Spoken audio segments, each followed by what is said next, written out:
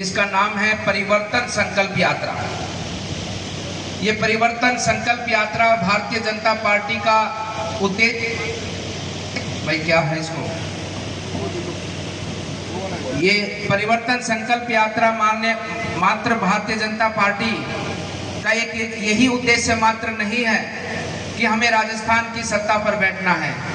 हम सत्ता पर नहीं बैठना चाहते।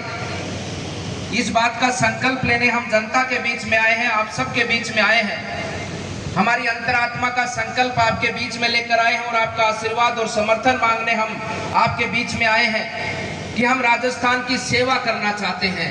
राजस्थान की 7.5 करोड़ से अधिक जनसंख्या की हम सेवा करना चाहते हैं और पूरी अंतरात्मा से सेवा करना चाहते हैं, निस्वार्थ भाव से सेवा करना चाहते हैं। और जो हमारी सरकार आपके माध्यम से आपने जो एक संकल्प लिया है कि आने वाले समय पर भारतीय जनता पार्टी की एक सरकार आप निर्मित करेंगे, उस सरकार का केवल 2 ही ध्येय होगा, जिसकी विकास ही प्राथमिकता होगी और कानून का राज ही राजस्थान में राज होगा। ये भाजपा का राज आने वाला नहीं है, कानून का राज राजस्थान में आने वाला है। विकास इस सरकार की प्राथमिकता होगी। जन जन तक खुशी कैसे पहुंचे, राजस्थान के एक एक घर के अंदर किस प्रकार से खुशहाली आए और जो आपके हक का पैसा है, जो आपका हक है विकास करना, विकास होना, उस विकास को आपकी घर की चौखट तक कैसे पहुंचाया जाए, उस उद्देश्य को लेकर भारतीय जनता पार्टी, उस संकल्प को लेकर भारतीय जनता पार्टी आपके बीच में समर्थन लेने आई है।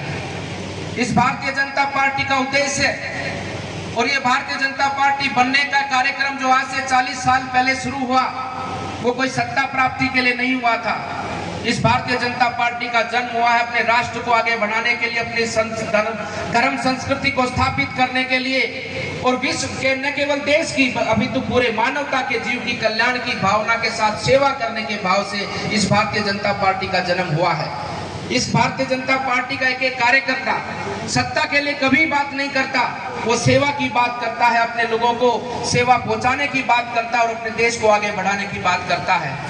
बंधुओं, वर्तमान परिस्थिति जो बदली है राजस्थान के अंदर, ये आपसे छुपी नहीं है। राजस्थान भक्ति का प्रदेश है, राजस्थान शक्ति का प्रदेश है, जिसके माध्यम से कभी भी हमारे धर्म के ऊपर जिन लोगों ने आक्रमण किया, हमारे देश के ऊपर जिन लोगों ने आक्रमण किया, उनको मुंह की खानी पड़ी है। राजस्थान के क्षत्रियों ने उनको मार कूट कर बाहर भगाया है। राजस्थान सेवा का प्रदेश है। राजस्थान अतिथि देव भाव के लिए जाना जाता है पूरे विश्व भर में, लेकिन पौने 5 वर्षों से राजस्थान की जो दुर्गति इन असुरों ने की है, ये आप सबके से छुपी नहीं है। बंधुओं, मैं कहना चाहता हूं, जब असुर का राज होता है, चाहे कंस की राज की बात कर लो, चाहे रावण की राज की बात कर लो, चाहे जरासंध के राज के समय की बात कर लो, जब असुर गद्दी पर बैठते हैं, जो इस प्रकार से अधर्मी लोग गद्दी पर बैठते हैं, तो अधर्म का नाश होता है और धर्म का जो जिस प्रकार से आज हानि हम सबको देखने को मिली है, यही तांडव हम सबको आम देखने को मिलता है। इन अधर्मियों का राज जो राजस्थान में जब से आया, जब से संत प्रताड़ित हैं, जब से संतों की हत्या आम सरेआम होने को देखने को मिलती है, जनता दुखी है, जनता का शोषण हो रहा है, उसी के साथ साथ में महिलाओं माताओं का किस प्रकार से सम्मान राजस्थान के अंदर गिरा है। ऐसा वातावरण राजस्थान में बना कैसे? ये बना कैसे? क्योंकि असुर लोग गद्दी पर बैठे हैं, अधर्मी लोग गद्दी पर बैठे हैं। और वो तुम्हें आपसे ही सीखा है कि जैसे खाए अन्न वैसा होता है मन, जैसी संगति में हम बैठते हैं वैसा ही हो जाता है विचार, क्योंकि इन लोगों का विचार ही तुष्टीकरण का है। इन लोगों ने सदैव तुष्टीकरण की राजनीति की, सदैव देश के लोगों को जाति बाती पर लड़ाया, धर्म के नाम पर लड़ाया।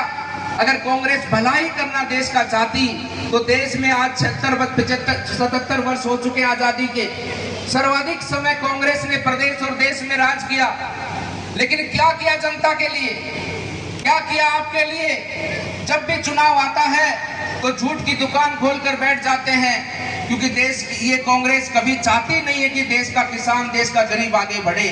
उसी प्रकार की नीतियों को इन्होंने सदैव आगे बढ़ाया, उसी प्रकार की नीतियों को लेकर ये लोग आगे चले। देश में 2 शिक्षा नीति बनाई, एक हिंदी मीडियम, एक इंग्लिश मीडियम। गांव का विद्यार्थी, गांव का बच्चा अगर पढ़ लिख जाएगा तो वो सवाल पूछेगा, उसमें बुद्धि आ जाएगी। लेकिन गांव के लोगों में बुद्धि नहीं आनी चाहिए, गांव के लोग भोले रहने चाहिए, ताकि जब चुनाव आए तो झूठे प्रलोभन देकर उनका वोट ले लो और फिर तुम राज करो। ऐसी परिस्थिति देश की बनाकर इन लोगों ने रखी।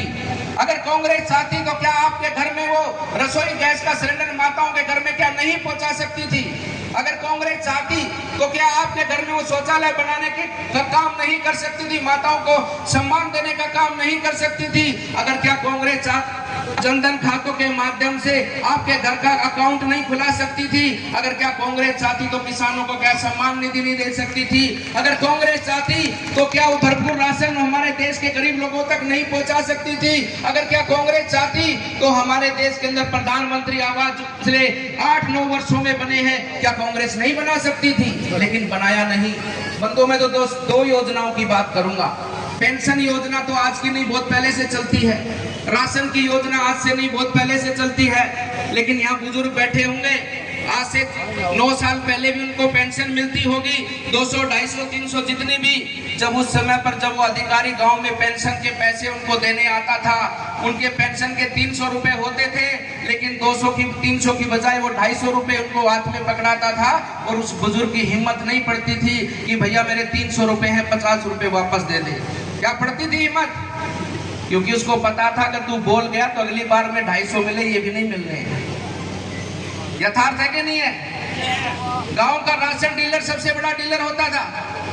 उसके घर में ट्रैक्टर, गाड़ी, मोटरसाइकिलों की खड़ी होती थी, क्योंकि सबसे मजबूत आदमी होता था, सबसे अधिक पैसे वाला होता था। सिफारिश से उसको राशन डीलर का काम मिलता था और उसकी ताकड़ी के नीचे 20 किलो के बाट के नीचे भी चुम्बक लगी होती थी। जब उसमें राशन खुलता था, 20 किलो 25 किलो जो भी सरकार बेचती थी, उसमें से 10-12 किलो ही मिलता था। अगर कोई आवाज उठाता था तो अगली बार से उसका राशन कार्ड में नाम ही कट जाता था। ये परिस्थिति हमारे इस देश के अंदर इन कांग्रेस के लोगों ने बना के रखी थी। लेकिन मोदी जी के आने के बाद में आज मैं दावे के साथ कह सकता हूं, चाहे आपका पेंशन का पैसा हो, चाहे आपका अनाज हो, एक दाना भी कोई आपका नहीं चुरा सकता। पूरा का पूरा हक हमारे देश के लोगों को मिलता है। ये परिवर्तन है देश में। इसलिए बंधु, आने वाला समय बहुत महत्वपूर्ण समय है। आदरणीय राजेंद्र राठौड़ जी 7वीं बार विधायक बने हैं, 8वीं बार आने वाले समय पर बनने वाले हैं। हम सब लोगों का एक ही सपना है, हम भारतीय जनता पार्टी का कार्यकर्ताओं का सिर्फ एक ही उद्देश्य है कि अपने देश को आगे बढ़ाना है, अपने देश के लोगों तक हर वो सुख सुविधा जिसके वो हकदार हैं। हमारे देश का मजबूत किसान बने, हमारे देश का उद्यमी हमारा युवा बने और हमारा देश मिलकर आगे बढ़े। और ये बहुत अच्छा अवसर है, ये चुनाव का अवसर हमारी अकेले की जिम्मेदारी नहीं है, ये चुनाव अधिक जिम्मेदारी है तो आप सबकी जिम्मेदारी है। सबसे महत्वपूर्ण अगर कोई कार्य चुनाव के अंदर है तो आप जनता का है। आपका दायित्व बनता कि हम सत्ता के ऊपर सेवा करने वालों को बिठाएंगे या सत्ता के ऊपर अधर्म का शासन करने वाले ऐसे गुंडे मवालियों को बिठाएंगे जो लोग राजस्थान के मान सम्मान को गिराने का काम करते हैं। और याद करो वो दिन आज से 5000 साल पहले का।